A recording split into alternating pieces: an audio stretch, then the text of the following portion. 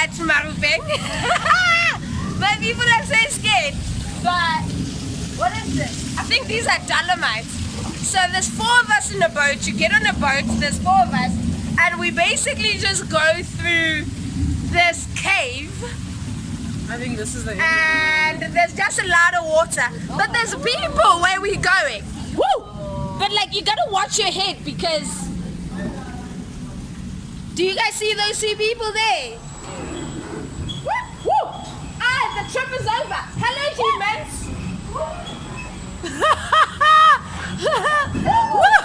The ladies on the boat are so scared. So this is the point where you're going to experience the elements of the earth. With fire, wind, water. What else do we have? We've got earth, fire, wind, and water. I just learned that today. But like, that was so much fun. So you do a boat ride, and I don't know where the boat ride takes you. All I know is we're gonna try and find some light for my face so that you can see my pretty face and my unicorn hair. Inside the vortex tunnel, you feel dizzy, nauseous, emotions of the big bang inside. Make sure you hold on. If you have a motion sickness, don't do it. I've done one of these before. I did it in Edinburgh. You can keep on going this way. Yay! And what do you call this? The motions of the Big Bang. The motions of, oh snap! Okay, so basically, this is not moving. Oh my God, I feel like I'm gonna fall over. Oh, it's not moving. I'm the one that needs to move. It's not moving. The lights around me are moving, but you can't see the lights. These are the motions of the Big Bang. Oh my God, I hated it. Absolutely hated that.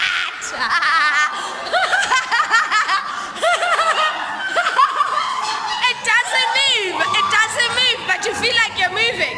Those are the motions of the Big Bang. The lighting is so, oh, that's pretty, right? This is so much fun. I enjoyed that. I enjoyed the boat ride particularly. Ah, where did you come from? I was on the last boat.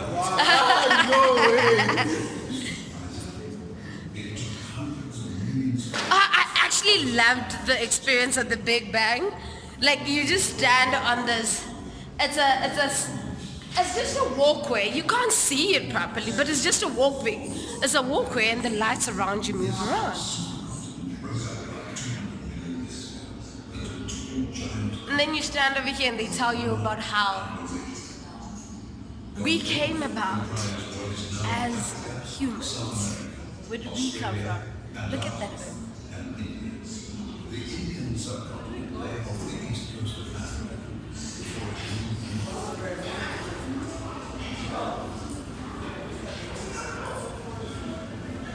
So we're waiting for more of our team to come through. I'm gonna ask the lady, what are we doing here? What is this here? The audio visual is explaining about formation of Earth and continental drift. Formation of Earth and formation of Earth and continental drift. Yes. So how Africa became Africa from other continents. So yes, you're gonna come over here where you hear a story of how the continents came about. That's your continent. That's your world. That's the globe, and that's Earth.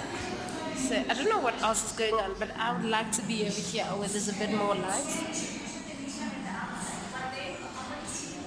So I'm gonna wait a bit for the guide so that I can hear what you say. Almost have about 7 minutes. We've got 7 minutes. So please make sure when you get to the exiting point of the visa, you can't say that way. So that it's visa elevator. You have an option of going outside and rising up. So I don't have an option to use the boat again? Well, then there goes all the fun. Okay. So if we're going to save the Earth, and global warming is actually a real thing, right? So George, Graham Lester George, who's a writer, he said, if we don't act now, the terrible irony is that our great grandchildren will only know of ancient forests through pictures and books printed on the paper that contributed to their extinction. I really honestly would hate for your kids to know Africa from pictures just because Kachi traveled Africa. I would honestly like them to experience the rhinos, the lakes, the fish, everything. So there we go. The birth of the cradle of humankind. That's where we are in Maropeng. Oh my. So there's a lot of other stuff that you are not seeing. Well, you'll see it. That's a dodo. That's a dodo, right? Dodos are extinct from Madagascar. No, that's not it. But like, there's a whole lot of, that's a quagga. Yes. That is a dodo. I know my animals. So that's a dodo. I want to touch the dodo, but there's a dome around it. And then there's this part where it tells you what evolution is. So what is evolution, actually? This will ask you the question. What is evolution?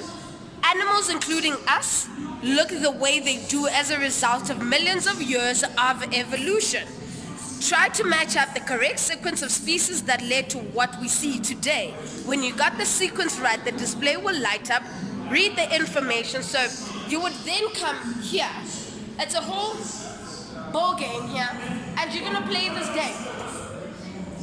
For some odd reason, I have misplaced my tripod, hence I'm holding my own camera. My selfie stick is in our bus. So, okay, about 65 million years ago, a giant meteor hit Earth. This, together with the planet-wide volcanic eruptions, caused the extinction of dinosaurs. That is the Big Bang. Okay, I don't think that is the Big Bang, but that's how I'm going to say it. Okay, with the extinction of dinosaurs, early mammals began to thrive in the hot tropical blankets of forest that grew over Africa, Europe, and Asia. This habitat was ideal for a class of mammals called the primates, which lived mostly in trees. The primates spread into Africa and Asia, developing from small lemur-like creatures into monkeys and apes. Still wondering where you came from? Come to the cradle of humankind and come find out.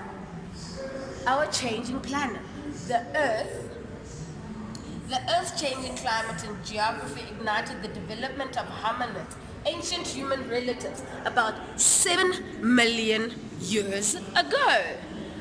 There's a lot of stuff, like there's a lot of information. So now you're gonna get to meet the family.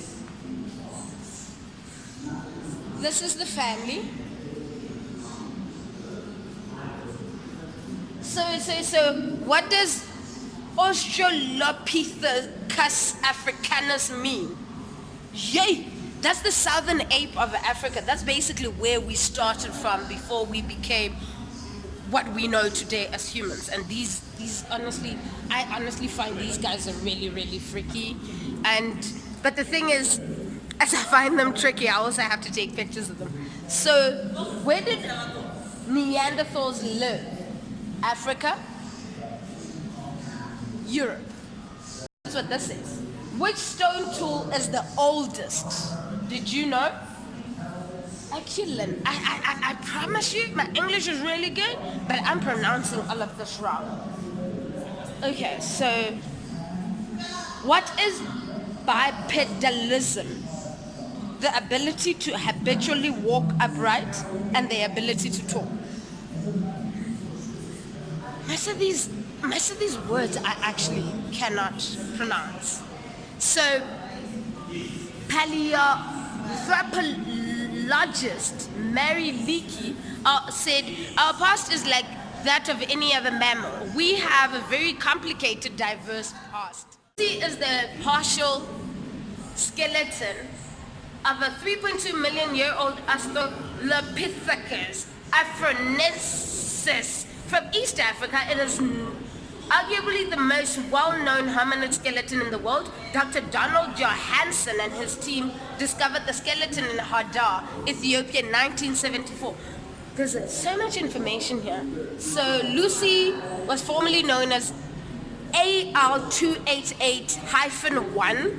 nicknamed Lucy after the popular Beatles song Lucy in the Sky with Diamonds, which the excavation team had been listening to on the radio when they were excavating this. What? Although the skeleton consists of only 47 of the 206 bones in the human body, it paints a remarkable picture of the early hominids in East Africa. Lucy was a mature adult, but stood only about 1 meter, 3.3. Guys, I'm not that tall, so Lucy could have been my relative. And then there's a whole bunch of skeletons here. So these bunch of skeletons, we have Homo habilis. This is Homo habilis. And Homo habilis is the earliest species of the genus Homo, named for Homo habilis, or handyman, appeared about 2 million years ago in Africa. Homo habilis had smaller teeth and larger brain than Australopithecus. I hate that word. I can't pronounce it. What is this? And was probably the first hominid to make stone tools, including pebble choppers and sharp flakes of stone. And then we have Homo ergaster. Why must I know all these words? So, when we look at the cradle of humankind, and this has been my biggest question, the cradle of humankind, I've been to Kenya. The Kenyans have a cradle of mankind there as well. So how is it different? How is what we have here different? I've got Ant. I need to find Ant who actually knows how to explain this. But why is the cradle of humankind important? And there's a whole map of it. And I don't actually know what this map is a map of, because it's not the shape of South Africa, and it is definitely not the shape of the African continent. The largest sample of Paranthropus robustus fossil have been found at Swartkrans. The first and so far only direct association between Homo ergaster and early Achillean tools was made at Sterkfontein. That's the Sterkfontein caves. Guys, I can't do this. So, out of all those homos we saw there, came all of these homos here, which is basically you and I, humans.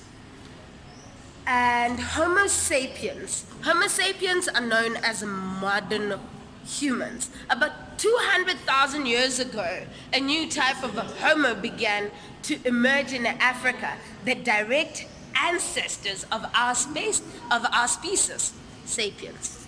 Did you see English almost running away there? What does this say? With small teeth, a large forehead, domed skull, and a prominent chin, modern humans had finally arrived.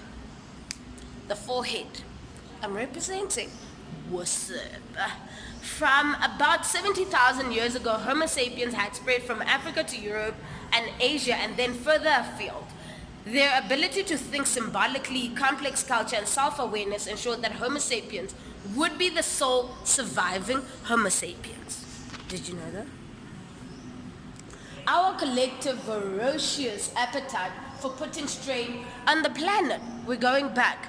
We honestly need to have a conversation about saving the planet, because it really is that serious. It really is that serious. In South Africa, people eat on average about 17 kilograms of beef per year, 24 kilograms of poultry, and 4 kilograms of mutton per year. That is according to the World Watch Institute or the United States Department of Agriculture. However, these figures are skewed, with the rich eating more than the average and the poor much less. And that's why they always say the poor are gonna come after the rich, because capitalism can't win. And then a person may have little means of commanding food if he or she has no job, no other source of income, no social security. The hunger that will result can coexist with a plentiful supply of food in the economy and the markets. That was Amartya Sen, a Nobel Prize winning economist. What else? Americans eat approximately 100 acres of pizza each day, or 350 slices per second. Seriously, Americans, is that what you want to do to your bodies? South Africa is the third largest exporter of fresh oranges in the world, and the top exporter of fresh oranges from the southern hemisphere of the world. And that is according to the United States Department of Agriculture. An acre of cereal produces 5 times more protein than an acre devoted to meat production. This is why they say take a day off. Have meat-free days.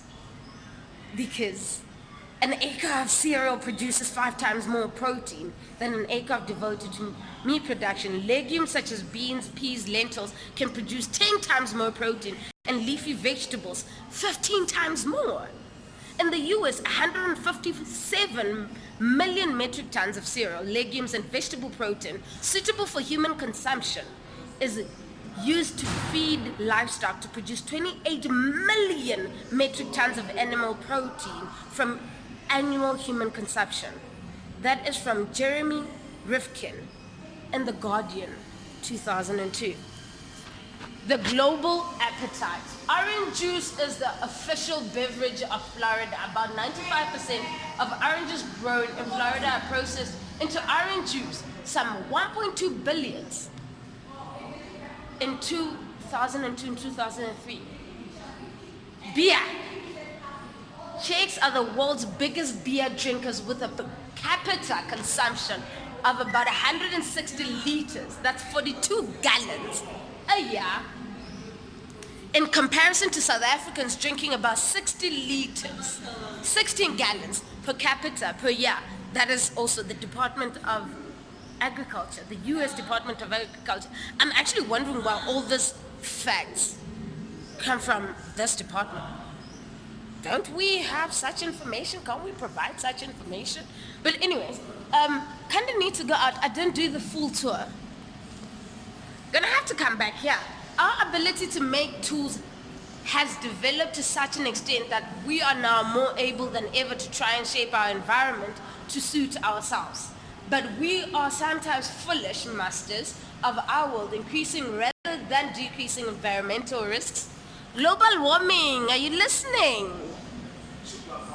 Disasters including diseases and climate change can be exacerbated by our actions or lack thereof. If we are not going to try and save this planet, nobody is going to do it for us. Our ancestors climbed down from the trees and walked out into the savannah in response to the changing environment. This was a giant evolutionary leap in the history of humankind. The savannah hypothesis, a possible trigger for bipedalism, is just one of several scenarios. I have learned so many big words that I cannot explain to yourself. The Himalayas are a massive 8 kilometers high, 2,500 kilometers long mountain chain formed within the past 30 million years after the Indian subcontinental slammed into Asia due to the process of continental drifts. And there's so much to learn. There's so much to learn about humanity. How did we come about? So I'm also walking, but the other thing is I have zero clue where I'm going. Since the first life appeared in the Earth's ocean about 3.8 billion years ago, the pattern of life on our planet has become increasingly complex. An extinction. 5 major extinctions have rocked life on Earth during these periods of mass extinction. Huge numbers of species of life died out due to wide-scale environmental changes. And I've heard that a lot as well, and people generally just say, but if global warming is real, we've been extinct for so long. That says do not block emergency exit. I don't know where we go. We need to find the elevator, and these are the bathrooms. We'll keep walking.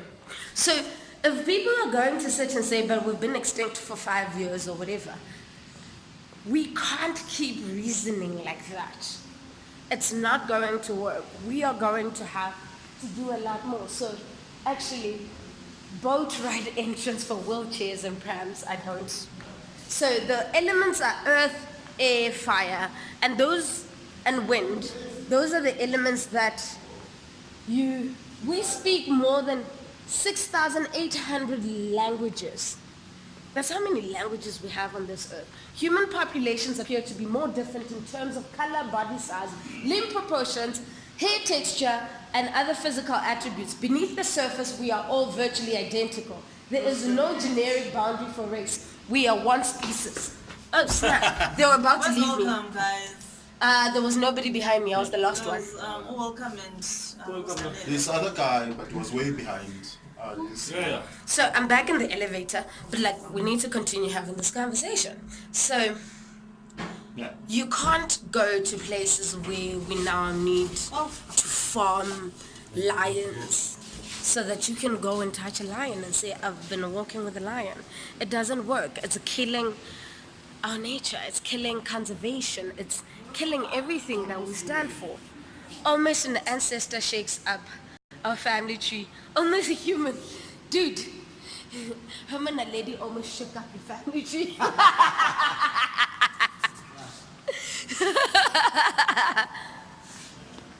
In all honesty, it says water is life, and they've kept blue bottles of water that I pretty much figured was probably bottles of vodka, because I'm catchy and what are we doing? So that was our short trip of the Cradle of Humankind, of Maropeng. And I thoroughly enjoyed this. But however, I'm still looking for Anthony, because I want Anthony to explain to you guys the difference between us saying there is humankind, the Cradle of Humankind in South Africa, also know of the Cradle of Humankind. This is my first time here, by the way. Yes, I am a Joburg girl, but I've never been here. So I'd like Anthony to explain to us, if we are going to talk about the Cradle of Humankind. I've been to Kenya. They have a Cradle of Humankind over there. What does that mean? Does that mean South Africa's the cradle? Kenya's the cradle? East Africa? Like, it's there's a lot of questions that can be answered, and we're gonna find a way to answer them. But while I talk to you guys, I could take a selfie. Oh snap, I almost pressed the wrong button. Where's Anthony? Okay, I'll show you the selfies later. They'll be much better because I got Welcome as my as my photographer who will be taking the pictures. Unjani sisi? Yazi size nomnye umlungu. Angazi uthi ukuphi? Asimtholi. Angazi. Bayathanda ukulahleka labelungu. We're going to take a group photo. We can find the white man later. So Anthony is basically, we call him White Jesus, because it's what we do. Hey, we're taking selfies. We're taking selfies. Do you know how to take selfies? See, you can't trust these people. They're just out here misbehaving in my camera. So I'm gonna edit this out, and you're probably not gonna see this.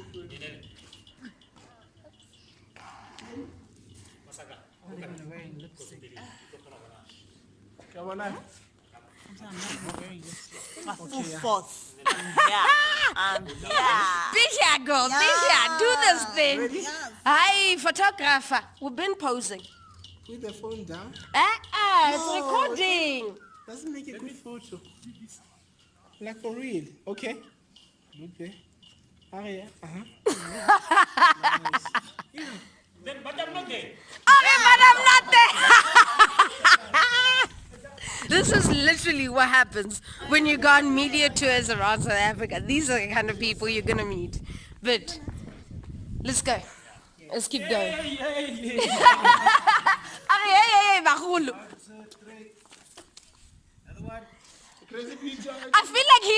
feel like the lens was looking upstairs and not at us. Yes, thank you. So we got all the pictures. They will share all the pictures in the WhatsApp group. Maybe you'll see them, maybe you won't. I generally don't share pictures that I find on WhatsApp groups because I have to remember who took the picture and give them credit. And honestly, I don't.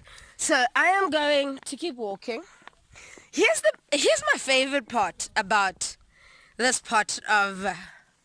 it's not Johannesburg. This is not Johannesburg. It's in the Gauteng tourism.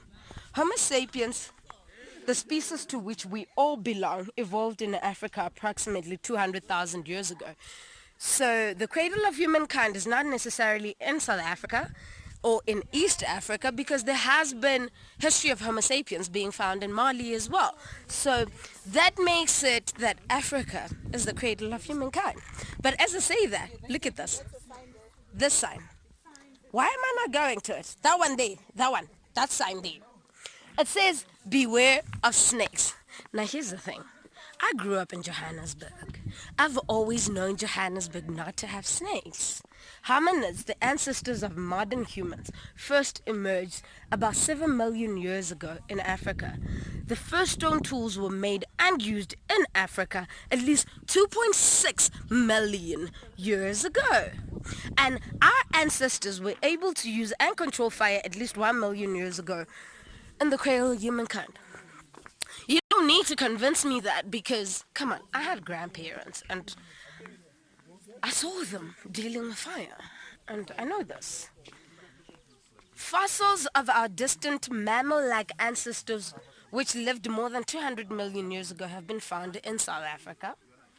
And then the skull of an adult meso. You see, these are the terms that I can't tell you what that term is. It's the most common dinosaur found in South Africa. Mesospondylus lived over much of southern Africa during the early Jurassic, about 200 million years ago. South Africa has yielded fossils of some of the earliest known dinosaurs, at least 200 million years ago. If history is going to give us 200 million years ago, why is religion giving me 2,000 years ago? Africa is the birthplace of humankind, and this is where our collective umbilical cord is buried. I'm done. Okay, that last note. I'm done. We are humanity, but where is our humanity? Why is most of us struggling if the umbilical cord of humankind lies here with us? But we are the most poverty-stricken. We are the ones who are struggling the most. Why are we going through all of this? We need to sit down and ask ourselves, where's our humanity? Why don't we like people that are us? Why are we intolerant of each other? There's a lot of greed going on, but I'm not going to get into politics. But this is basically the cradle of humankind. If we weren't the slaves, there'd be people here. There's a shop with all your fun stuff there. Is the Ant in the bus? Is Anthony in the bus? Okay. So there's shops here. You can buy your memorabilia stuff here.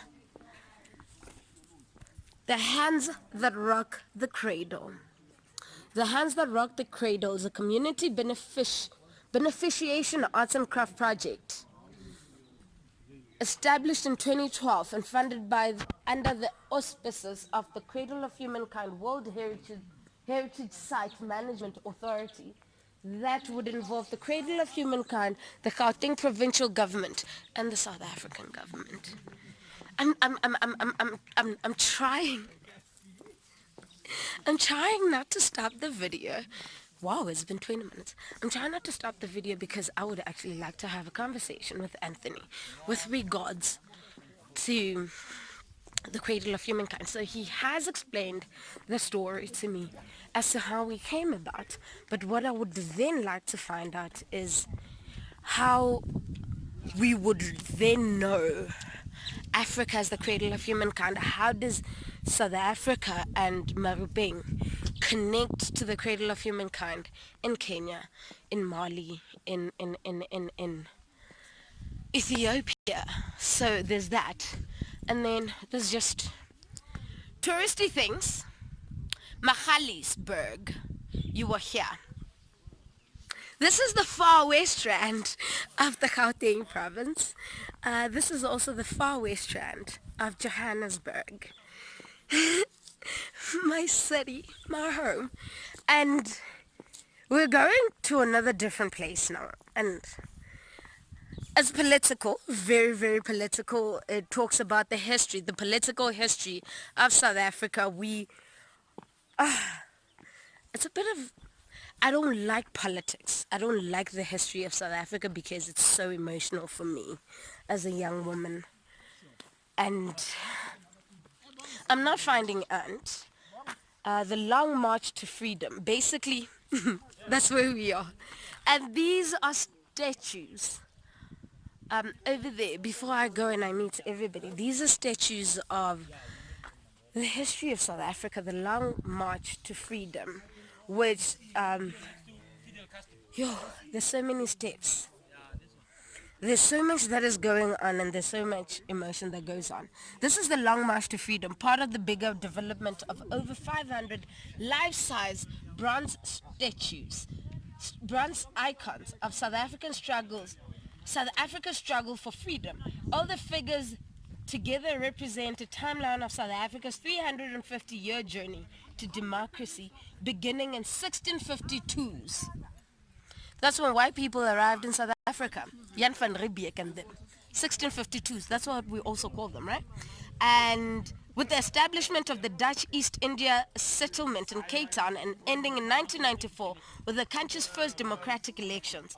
It is the largest outdoor sculptural display of individuals in the world that uses public art to celebrate the country's heritage while giving visitors the opportunity to learn about South Africa's history in an unusual but entertaining way. Are you entertained? I heard you are. Our mentoring program. So they have a mentoring program, the making of hundreds of life-size figures. It is in itself a monumental undertaking involving numerous researchers, sculptors, artists, casting foundries across South Africa.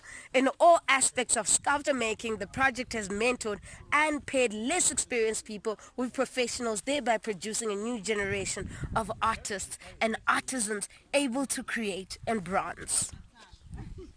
So this is not just our history, but this is our history that you can walk through. And then over here we have Oliver Tambo. The year of Tambo. So we have Oliver Tambo over here, and that's Adelaide Tambo, the longest serving president of the African National Congress from 1967 to 1991 was Oliver Tambo, who passed away in 1993. And he was a lawyer, founding member of the ANC Youth League, Secretary General, Deputy President of the ANC, head of ANC Mission in Exile, and of Umkhonto weSizwe. Umkhonto weSizwe were the guys that bore arms. Is that even English? They were bearing arms in the fight. So we have Mandela and Winnie over here. Nelson Mandela, 1918 to 2013, with Winnie over there. Let me take a selfie, actually.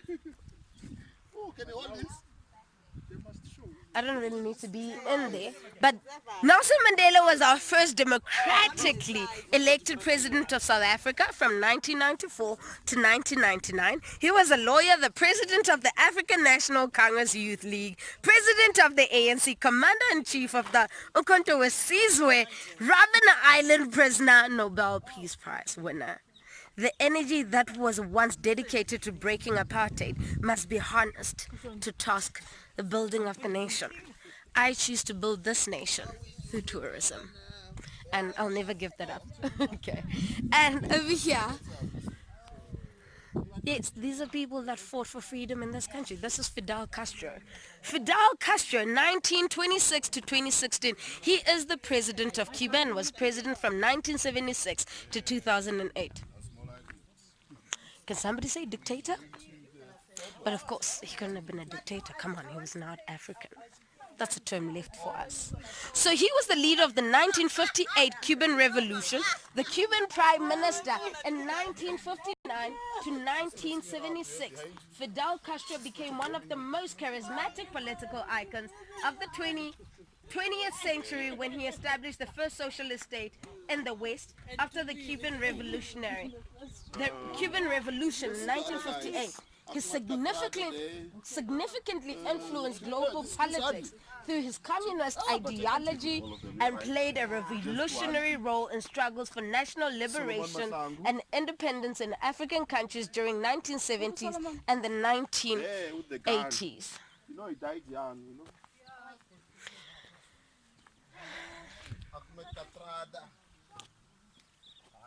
This is Umama Miriam Makeba. This is Miriam Makeba. Behind Miriam Makeba is Olof Palm. Wow, his face looks so real. Miriam Makeba was born in 1932 and passed away in 2008. And she was a singer and activist, a Grammy Award winner, and a United Nations representative. Zenzile Miriam Makeba, fondly known as Mama Africa, was a singer from the Sophia town, Johannesburg in the 1950s, who would later receive global, worldwide acclaim and recognition for her contribution to South African music and her fight against apartheid and injustice in her home country. And then we come here to the founder of Tanzania. And this is Julius Nyerere, founding father of Tanzania, the first prime minister and president of Tanzania, chair of the frontline states, Pan-Africanist. And you would know that during apartheid, Tanzania played a pivotal role in protecting South Africans in exile. So I really cannot go through everybody, but Reverend Dr. Martin Luther King is also here. Reverend Dr. Martin Luther King was born in 1929 and passed away in 1968, and he's an American civil rights and social justice activist. He's a oh my goodness, the English is running!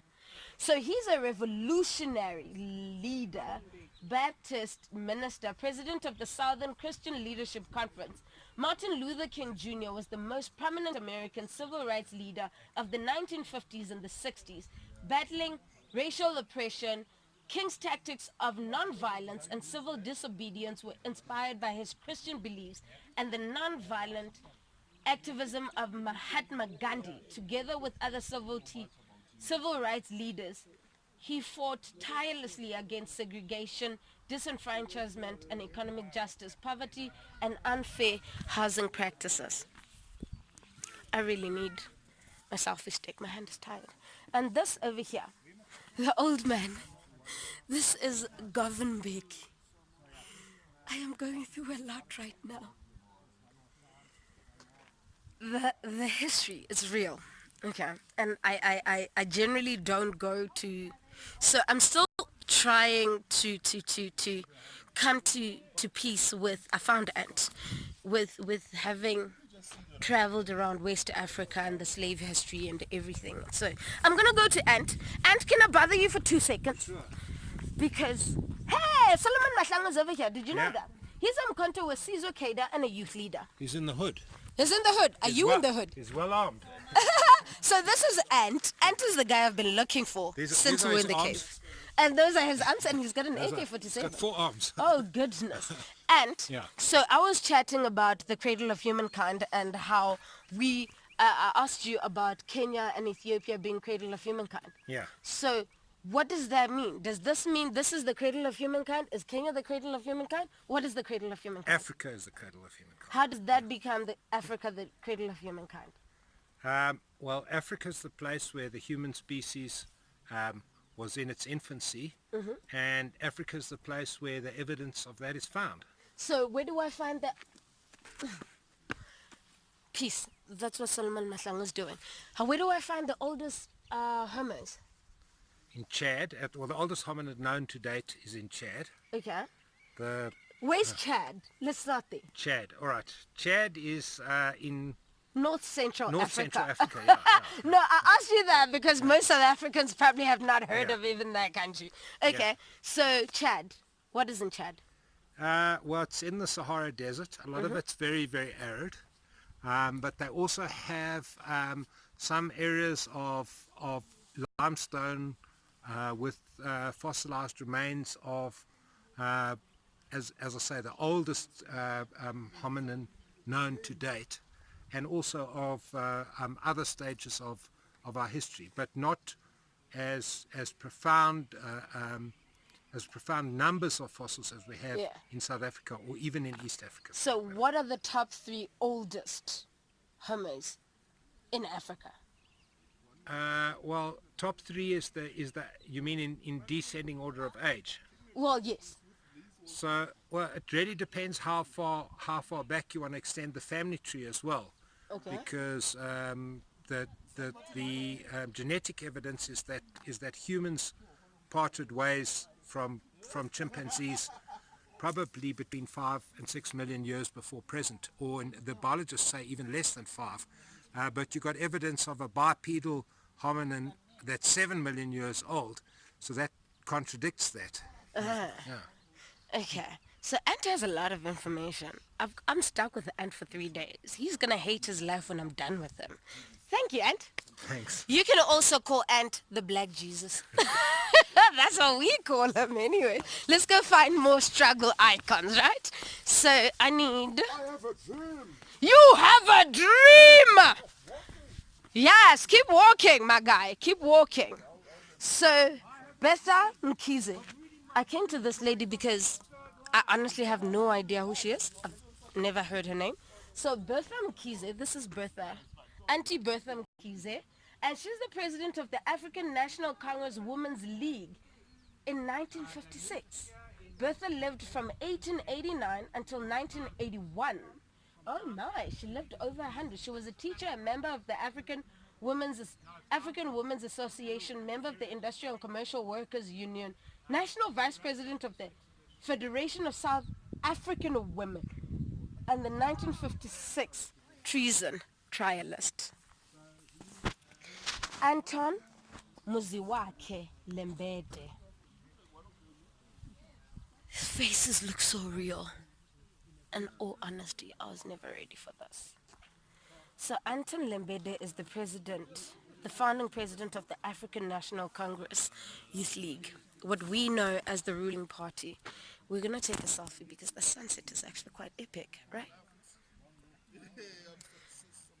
So Anton Muziwake Lembede is the founding president of the ANC Youth League and Africanist philosophy radicalized the ANC and the broader liberation struggle.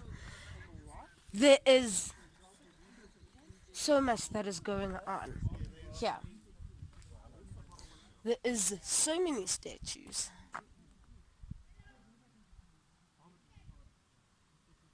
There's so many statues here.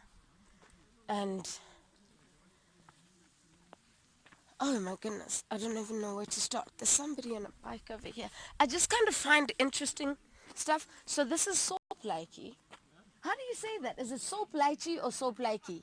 I think that's the second one. The Plaiki. second, Plaiki. Yeah. Yeah, okay. This is Soplaiki, who lived from 1876 to 1932. And he was a gifted writer. This is him on his bike. He was a gifted writer who used his pen and typewriter to influence politics and document the history and struggle of his people. Through his many editorials, he discouraged tribal fractions and promoted a sense of African unity and national consensus. And then, yo guys, okay, so this is my favorite part. Now we're gonna get cultural and traditional, right? So I don't know what they say.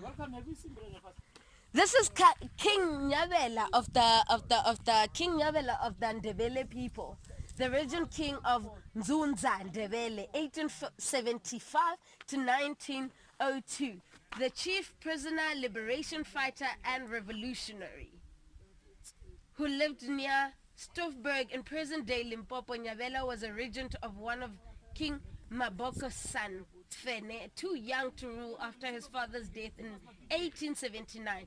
Nyabela's reign is characterized by complex historical events and overshadowed by the aggression between the Afrikaners and the Zuid-Afrikaanse Republic and the British, both vying for political and economic power. Christian missionaries in the region also complicated matters, their loyalty swinging between the Africans and the colonials. So,